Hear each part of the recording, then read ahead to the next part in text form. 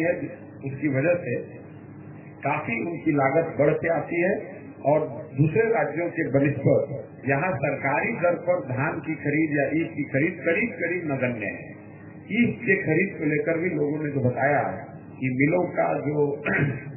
मिलों की जो स्थिति है, जो खर्चा पड़ता है, उसमें बहुत बड़ा भ्रष्टाचार है और बहुत कम लोग ही ऐसे हैं जो कि वो मिलों से जिनको पर्चियां मिलती हैं, और जो गन्ने की मिनिमम सपोर्ट प्राइस है वो यूपी के मुकाबले या महाराष्ट्र के मुकाबले यहाँ पर 25-30% कम है।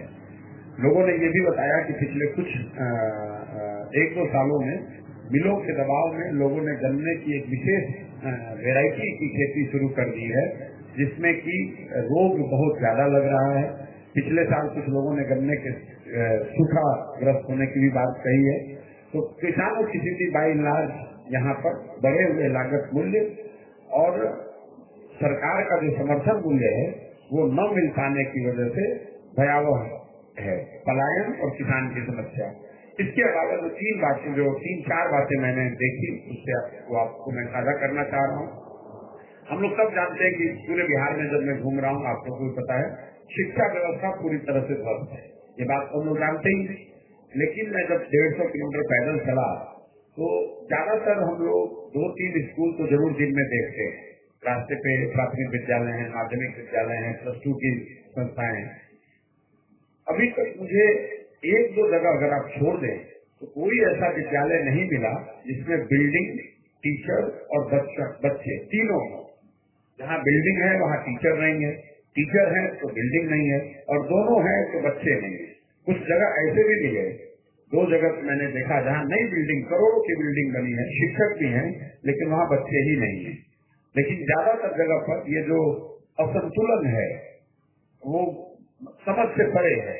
आपने बिल्डिंग बना, जहाँ बिल्डिंग सरकार ने बना दी वहाँ शिक्षक नहीं है, जहाँ शिक्षक है वहाँ बिल्डिंग नहीं है, और दोनों से तो बच्चे नहीं है। शिक्षा से जुड़ी एक और बात जो नीचे जमीन पर पता चली कि लोग सरकारी स्कूलों में नामांकन तो करा रहे हैं, और हम लोग कहते हैं कि सब लोग, कोई सरकारी स्कूल में पढ़ नहीं रहा है, लोग प्राइवेट में पढ़ रहे हैं। लेकिन जो धरातल पे बात समझ में आई वो उसका मिक्स है। लोग सरकारी स्कूल में नामांकन करा रहे हैं लेकिन पढ़ा रहे हैं प्राइवेट स्कूल में। तो सरकारी स्कूलों में लोगों का नामांकन है बच्चों का, जिससे कि जो कुछ भी थोड़ी बहुत सुविधा या बेनिफिट उनको मिलना है वो मिल रहा है। वहाँ जाकर वो मान लीजिए खिचड़ी खाते हैं, लेकिन पढ़ाई नहीं पर बगल के किसी टीचर के यहाँ 200 रुपए देकर, 300 रुपए देकर। तो ये मुझे करीब करीब हर गांव में देखने को मिला कि बच्चे जो सरकारी स्कूल में पढ़ते हैं वो फुल टाइम किसी, वो कोचिंग नहीं कर रहे, वो एक्स्ट्रा ट्यूशन नहीं कर रहे, फुल टाइम किसी प्राइवेट स्कूल में भी पढ़ रहे हैं। तो दोहरा एक तरह से नामांकन आप कह सकते हैं कि अगर 100 बच्चे गांव में हैं तो 50-60 बच्चे ऐसे हैं जो सरकारी स्कूल के भी हिस्सा हैं और प्राइवेट स्कूल में भी पढ़ रहे हैं। ये नई बात मैंने देखी, जो मेरा अनुभव है। स्वास्थ्य की बात तो इतनी भयावह है कि कहीं पर कोई चर्चा ही नहीं कर रहा है। जब जहाँ से हम लोग गुजर रहे हैं तो कहीं कोई हॉस्पिटल, सबसे कम जिस गांव में मैं जा रहा हूँ, जिन गाँव में जा रहा हूँ, क्योंकि मैं बिल्कुल नीचे गाँव में जा रहा हूँ, तो वहाँ पर कोई फंक्शनल हॉस्पिटल जहाँ भीड़ लगी हो, एम्बुलेंस हो, डॉक्टर हो, मरीज हो, दवा की दुकान हो, ऐसा कम से कम किसी पंचायत और प्रखंड के स्तर पर अभी तक नहीं देखने को मिला है। 2 और बातें जो समझ में आई, ये जो ओपन डेफिकेशन फ्री ODF वाला दिया गया है, जब हम लोग पैदल चल रहे हैं तो कोई गांव ऐसा नहीं है जहाँ की गमछा सर पर, नाक पर नहीं बांधना पड़ रहा है। और आपको जानकर मतलब थोड़ी हैरत भी होगी कि ज्यादातर गांव के मुखिया मेरे साथ चलते हैं जब मैं गांव में जाता हूँ। ज्यादातर क्या, अभी तक 100% मुखिया सरपंच जो लोकल पंचायती राज व्यवस्था के लोग हैं वो साथ में चलते हैं। तो मैं उनसे पूछता हूँ कि साहब जब ODF हो गया है तो ये गांव की दशा क्यों है? तो ज्यादातर मुखिया ये बता रहे हैं कि ये सरकारी दबाव में सर्टिफिकेट इशू किए गए हैं और बड़े पैमाने पर शौचालयों के नाम पर पैसा लोगों ने लिए। 2000 रुपए सरकारी अफसर को दिया, 10,000 रुपया ले लिया। पेपर पर ही शौचालय बना है, कहीं पर वो शौचालय लोगों के घर में न बना है न वो यूटिलाइज किया जा रहा है। ये समस्या, ये भी एक आई ओपनर है। मैं आपको वो सब चीजें बता रहा हूँ जो पटना में बैठ के हम लोग को थोड़ा बहुत इल्म है लेकिन बहुत बेहतर नहीं समझते। मैं इतना नहीं जानता था कि ODF की इतनी बड़ी समस्या नीचे है और वो क्यों है। लोग ये भी बता रहे हैं कि वो क्यों है।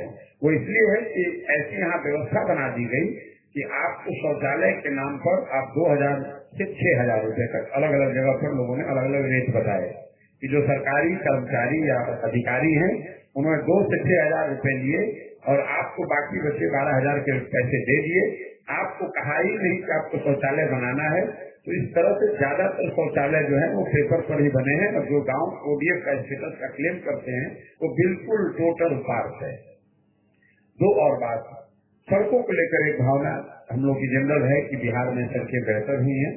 तो मैं ये बात पहले भी कहता रहा हूँ और आपको रिपीट कर रहा हूँ। जैसे ही आप नेशनल हाईवे से नीचे उतरते हैं तो ग्रामीण सड़कों की स्थिति शायद लालू जी के जमाने में जो स्थिति थी उसी के समकक्ष है या कई जगहों पर तो उससे भी ज्यादा भयावह स्थिति में है।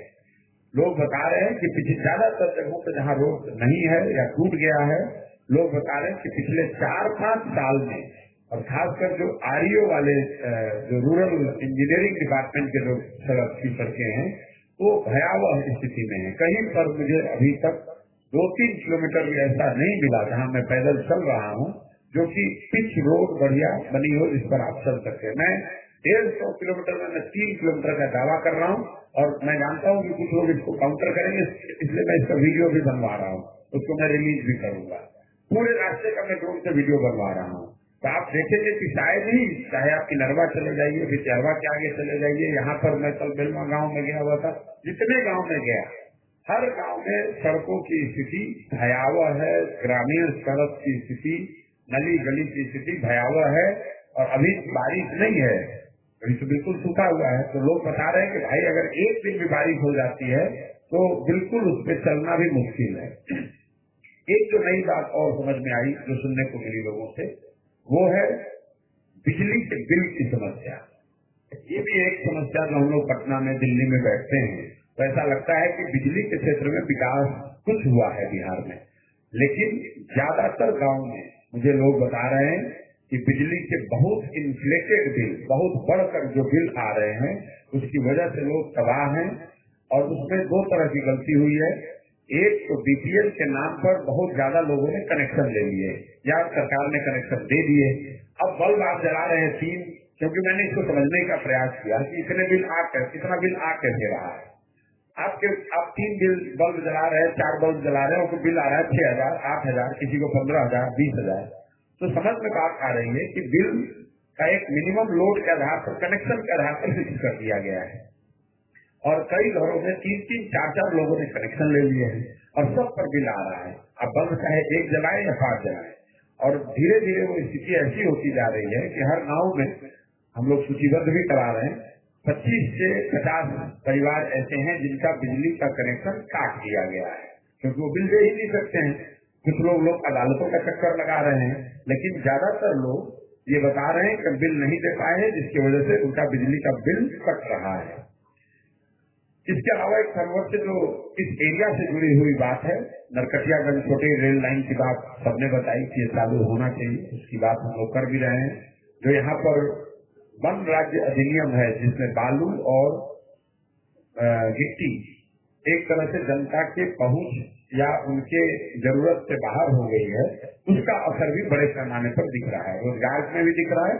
और दूसरा, जो इंदिरा आवास या प्रधानमंत्री आवास योजना के बेनिफिशरी हैं, उनमें से करीब 200-250 लोगों से हम लोगों ने बात की है और जिनको घर मिला है उनसे भी और जिनको नहीं मिला उनसे भी।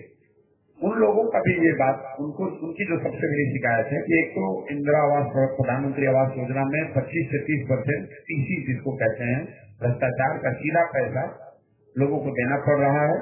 और उसका मैं मेथड भी लोगों ने समझाया है, मैं कैमरे को बताना चाहता हूँ कि पीसी कैसे लिया जा रहा है। लेकिन दूसरी जो ज्यादा महत्वपूर्ण बात है कि जैसे 1,40,000 इंदिरा आवास योजना का जो पैसा है, जो 3 किस्त में शायद रिलीज होता है, हर किस्त के रिलीज के लिए वीडियो को शायद लिखकर देना पड़ता है। तो मुझे बैंक मैनेजर आकर मिले और मैंने उनसे जानना चाहा कि जब ये बेनिफिशियरी को डायरेक्ट पैसा जा रहा है, जाना चाहिए, तो आप इसमें करप्शन कैसे हो रहा है? तो बैंक मैनेजर बता रहे हैं कि वीडियो साहब लोग यहाँ पर पत्र लिख के या वर्बली, पत्र लिख के तो नहीं, फोन करके बता देते हैं कि अकाउंट को लॉक कर दीजिए। एक जो वर्ड यूज किया जा रहा है कि हर चीज के बाद अकाउंट को लॉक कर दिया जाता है। जब तक पैसा उसको वीडियो अधिकारी को न पहुंच जाए तब तक वो पैसा आगे बेनिफिशियरी को नहीं मिलेगा। तो मैं ये दावा भी करना चाहता हूँ कि सरकार खाली इस बात का जांच करा ले कि हर इंदिरा आवास के बेनिफिशियरी के अकाउंट को कितनी बार लॉक और अनलॉक किया गया है, तो आपको पता चल जाएगा कि भ्रष्टाचार का क्या लेवल है इसमें।